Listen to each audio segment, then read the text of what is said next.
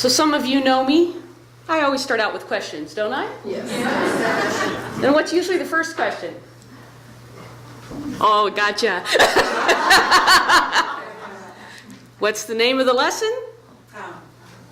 Oh, that's always a trick question. Beyond your mind. What do you think is beyond your mind? Lots. Thank you, Nancy. I'm going to come back to that. All right, let me ask this question. Is there anybody in the room who has never tried meditation? Never tried it? Never tried it? I thought you tried it. Okay. Never. So I believe that everybody may relate to this experience. You indeed sit down, maybe in a spot that you have designated or in a spot that feels comfortable, peaceful. Perhaps you close your eyes, you focus on your breath. And what tends to happen next? Your mind, Catherine was saying racing. Zzz. Yes, your mind starts to wander and it starts to chatter and it gets distracted and you lose your focus on breathing. And then what happens? You forget you're meditating, but eventually, as you're noting, you all of a sudden go, oh yeah, I'm meditating. Bring it back to your breath. And I want to know from you whether you just tell that mind to shut up, whether you say no, or with kindness and compassion, do you bring yourself back to your breath? Then what happens? It starts all over again. It starts all over again. So how many of you get frustrated by meditation? And, meditation is called a spiritual practice because it does take a lot of practice to quiet the mind. And meditation is not meant to frustrate you, but if you're one of us who likes perfection or doing it the right way, we may not be compassionate and kind to ourselves. But it is a practice. And whether we talk about like exercising, if I want my muscles to get stronger, I need to exercise them. So it is with our mind. So each time your mind takes off chattering, there is a part of you that notices, oh yeah, I was meditating. And if I asked you what you were thinking about, what your mind went on chattering about, you could tell me. So there's really two things happening. Your mind that chatters and a conscious awareness that notices that your mind is chattering. And that conscious awareness is a human characteristic. Other species do not have that consciousness. So I'm going to call that part of your mind your conscious awareness. Now, if you didn't have conscious awareness, what would happen? Your mind would just chatter forever, right? You wouldn't be aware of the chatter. You would be in the story, inside the story, and not able to step back and with your conscious awareness see the story.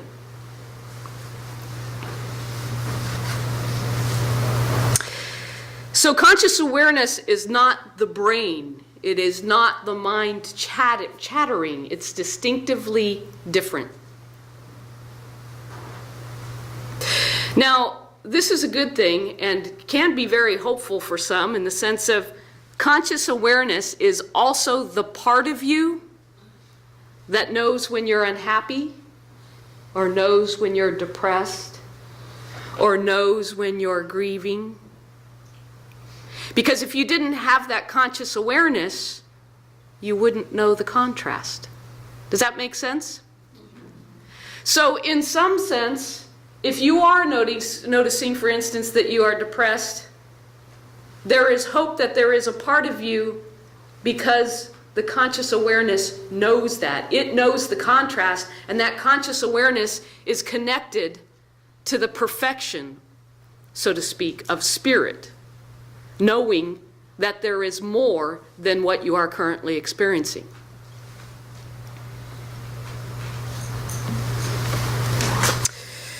So, what I have come to realize, thanks to a few books, for those of you that can't see. Oh, okay, it wants to speak. Of course, I've been studying the science of mind for many years, and I've realized through many of the books, and I'll speak to some of them in a minute, that your conscious awareness is beyond your mind.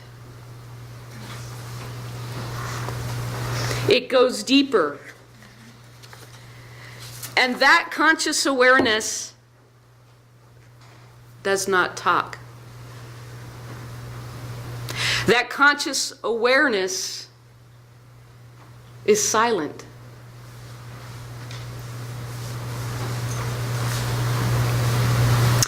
So let me introduce you to a couple of the books, and then I'll come back to furthering that thought.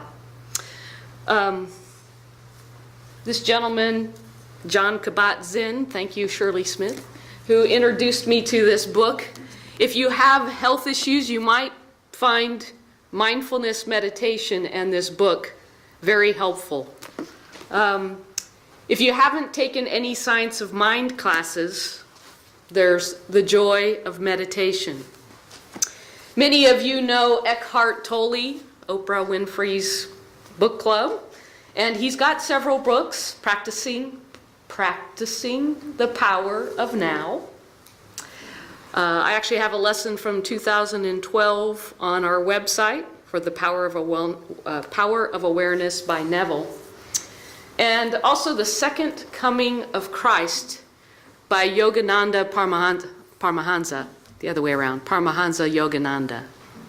And The Second Coming of Christ, for those of you that know the science of mind philosophy, the second coming of Christ is the Christ that you become to recognize within you. And the last, how many of you know Steve Flowers? Good. We are very lucky to have Steve. He did classes here on February 1st. He is doing, which is a Saturday, a workshop from 9 to 3 on mindfulness-based stress reduction. And he wrote this wonderful book, and I have to say, for relationship or self-esteem or self-acceptance or stress issues, this book, Living with Your Heart Wide Open, is wonderful. And his workshop is 9 to 3, more information in Loftus Hall. And so those, I put those out for you to have some support and perhaps some guidance in meditation. Now, the book that I'm currently reading is on my iPad in my Kindle app. So I don't have it here, but I know that the bookstore would be happy to take any orders on any of these books or on the book I'm reading called The Untethered Soul. And for those of you that were here December 29th, Kathy Zavada spoke a little bit to the book. It's a very powerful book. And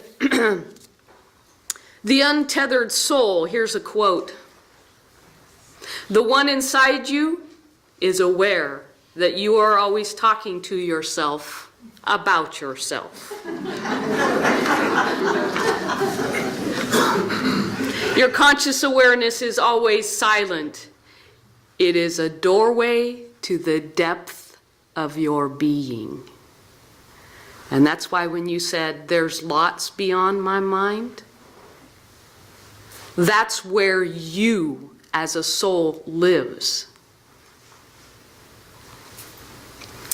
Let me emphasize then that that conscious awareness is where the depth of your being is. In other words, you are not that voice chattering away in your head. That's your personality, maybe. You're the awareness of that voice. You are the one witnessing that inner voice.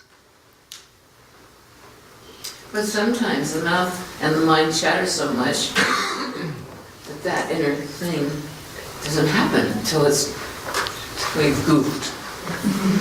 Keep the conversation going. Your conscious awareness is really connected to your soul, maybe small s, which is connected to spirit, capital big S. Did you exist before you had words? Matter of fact, I'm really going to mess myself up because I'm jumping around, but I was thinking to myself that how far back in time, and for those of you that are teachers or child development specialists, you might be able to tell me this. Was there an age when you were only aware of the now? And you didn't have language? That's where you are.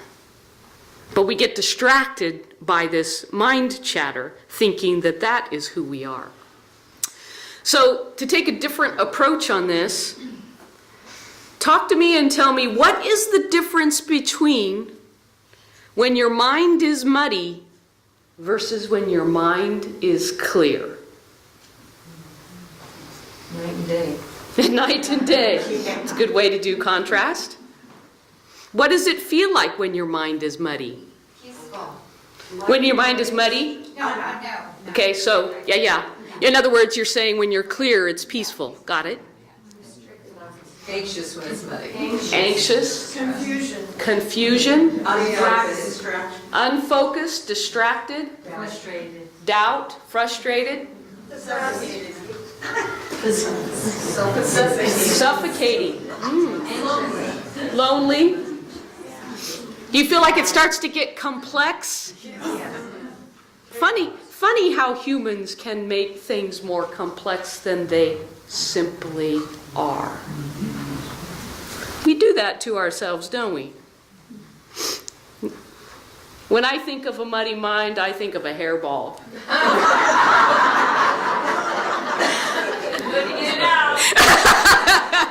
There's disorder, there's overlap, there's knots.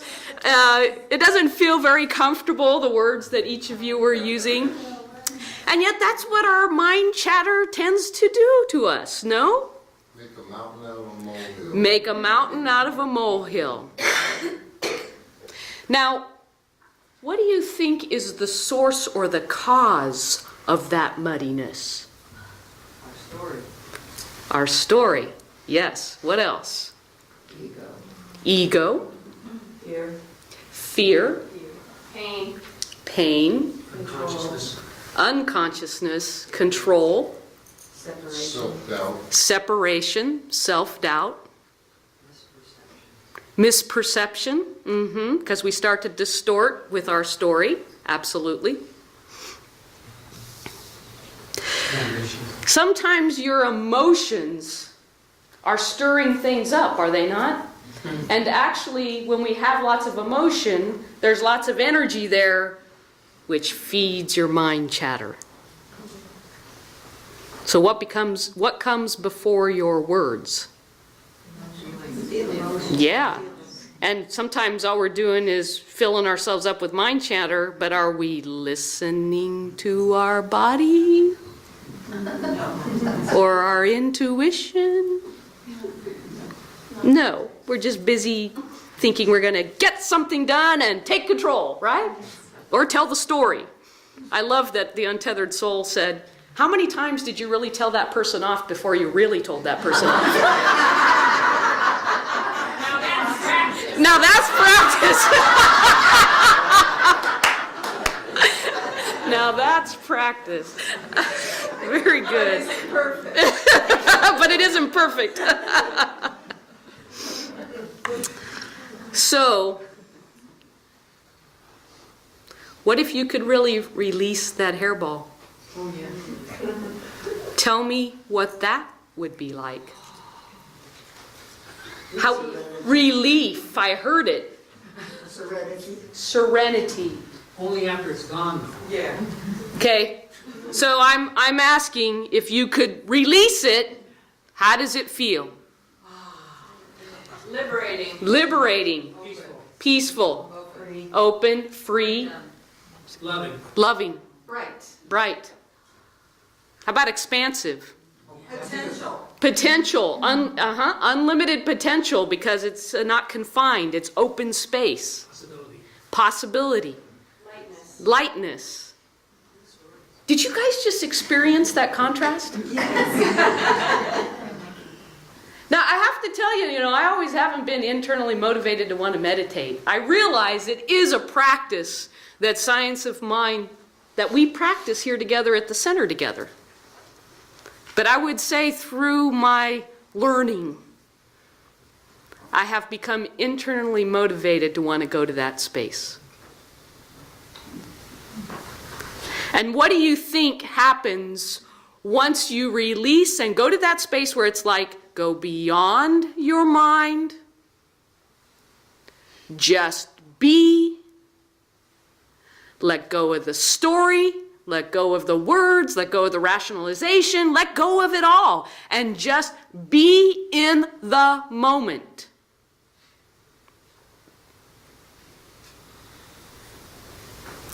If you can let go of everything that's going in the mind, and if your body is not experiencing pain, in the now is where you find the bliss.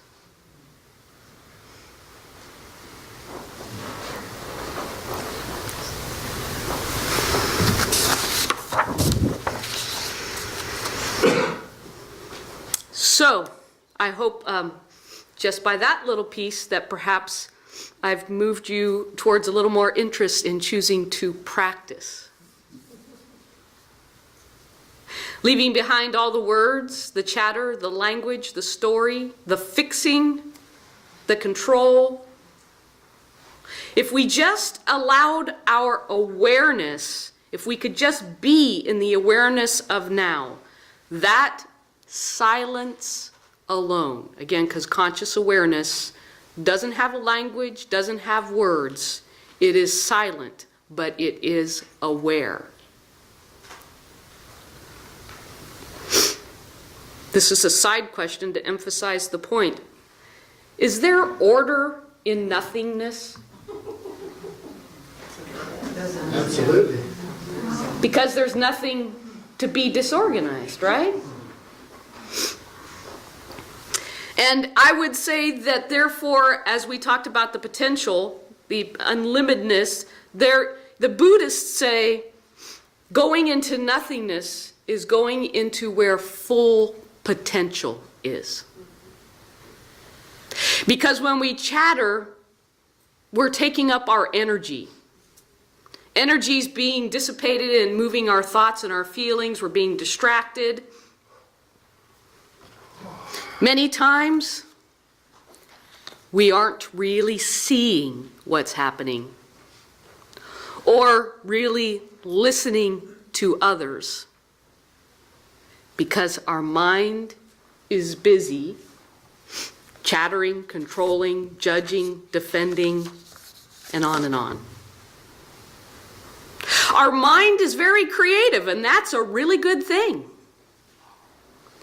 But it's also creative in creating our story, in making it more complex. Constant distraction, constant reiteration. How many times have you heard that tape in your head? From your mother or somebody, perhaps? Not even the seed that you want to water.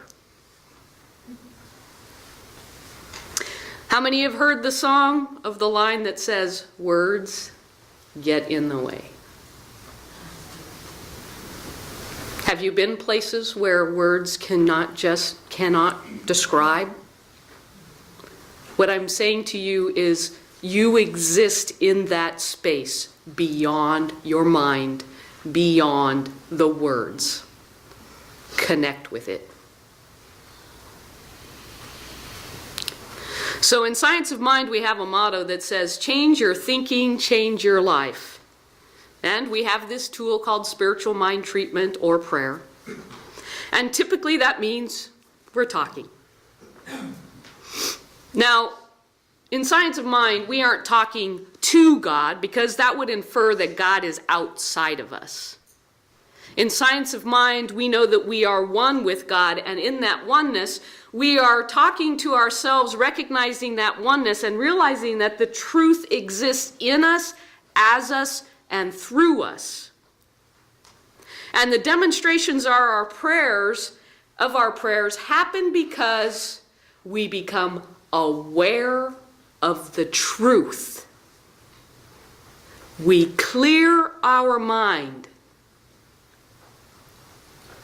We become aware of that truth, and so Science of Mind treatment or prayer is important, but it's only one side of the coin. One coin, two sides. Meditation is the other side of the coin. Meditation is really listening. The other part of the two-way street? Oh yeah, listening. But we're not listening for words per se. It may come to us as a soft, still inner voice. But we're not necessarily listening to hear words. Rather, it's to listen to the nothingness, the stillness, and allow the conscious awareness to be present. Meditation is just being. Being in the stillness of now, where there's simplicity, clarity, and peace. That's how we become centered and balanced. It is beyond your mind. And to be honest, Science of Mind treatment is even better after you meditate, because your mind is clearer about the truth and you're able to focus on that essence. It's true that we use words to express what's inside of us. I'm using words now to communicate with you, but my words aren't just randomly chosen. My words are coming together based on the intention that is inside me. That comes first. So what comes before your words? Your intention.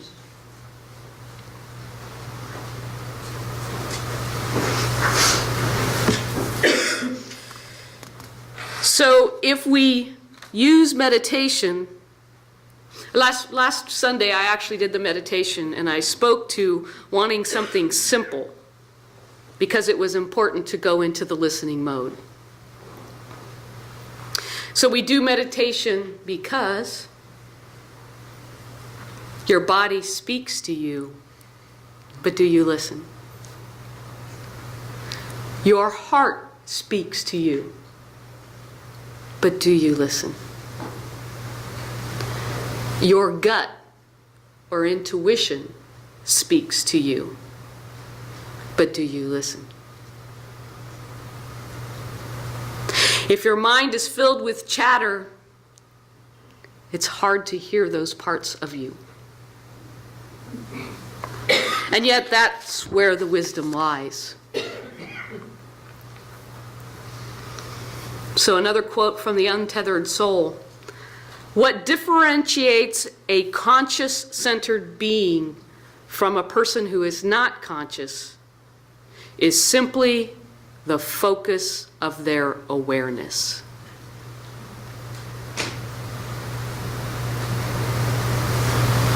Could you repeat that? Mm-hmm.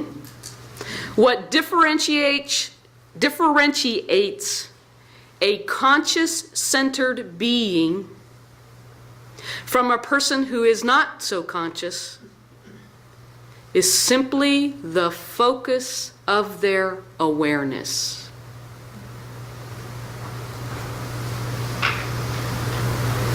If you're busy chattering in your mind, you might not be aware of what's really going on.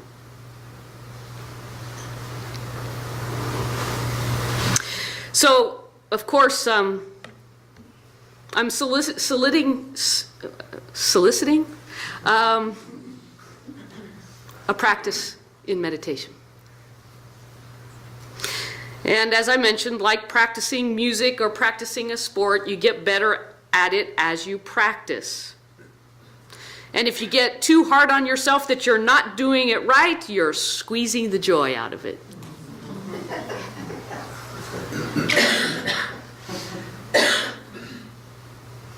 So the first practice is practicing kindness and compassion with yourself as you practice. Meditation can indeed become a refuge during rough times. A refuge from your problems, where your mind's busy trying to create and solve it all, making the hairballs and muddiness and stealing your energy.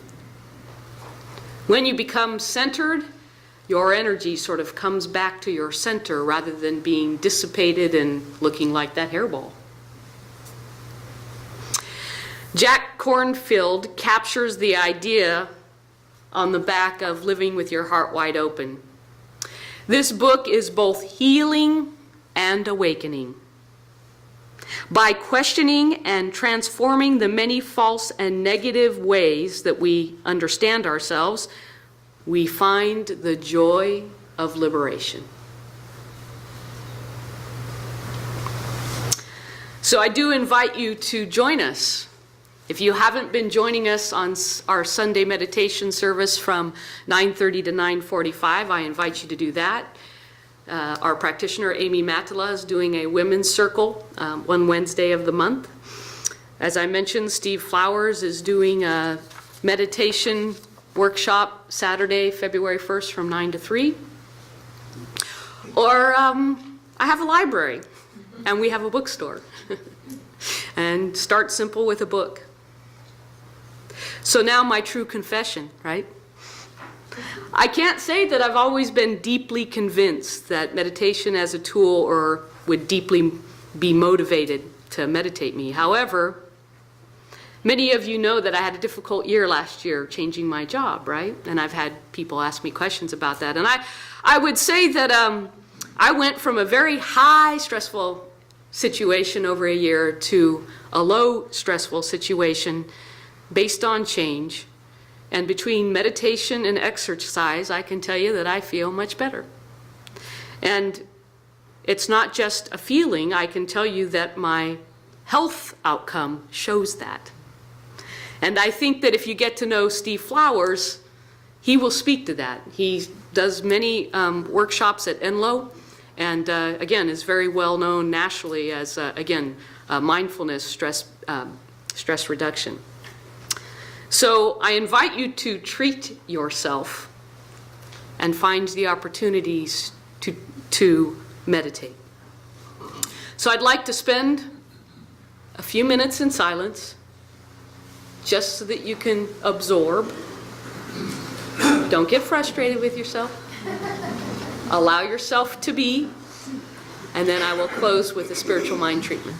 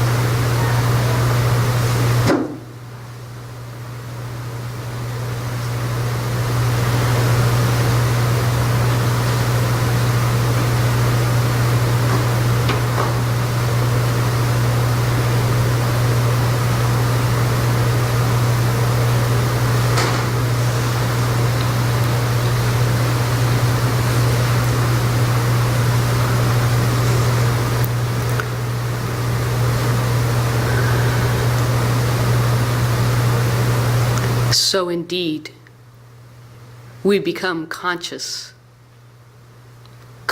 of the presence that lives and has its being in us, through us, as us. And I am deeply knowing that connection, that as each person becomes aware of their own presence, that indeed that connects all the way back to the one source of life, the love that is at the basis of all things made possible. And I am knowing today that as we recognize this presence, as we learn to become more kind and compassionate with allowing ourselves to live in this presence, to be in this presence, to know the depth of the bliss of this presence in the love, the joy, and all the gifts that it has to give us if we simply allow and listen. I am declaring as we go forward, all those here and all those that hear this message, that indeed the presence makes itself known, that we are affirmed by knowing the clarity, by knowing our true purpose, and by living in the centeredness of our being. In doing so, and in living each purpose of the gifts that are given to each, that indeed this is the highest form of living. That we find the joy, the love, the peace, the serenity of living in this clarity, of knowing our truth, and living this truth. That is the joy, that is the gift. That is the unconditional love that is waiting upon us for its recognition. And so I release with great thanksgiving, knowing that in this appreciation it continues to expand. It continues to grow. It continues to connect this community, the Chico New Thought Center for Spiritual Living, Loving, and Learning together. And so I bless this. I know it is good. I release it knowing that it has already been done in the universe. And we affirm together by saying, and so it is. Namaste. Will the ushers please come forward?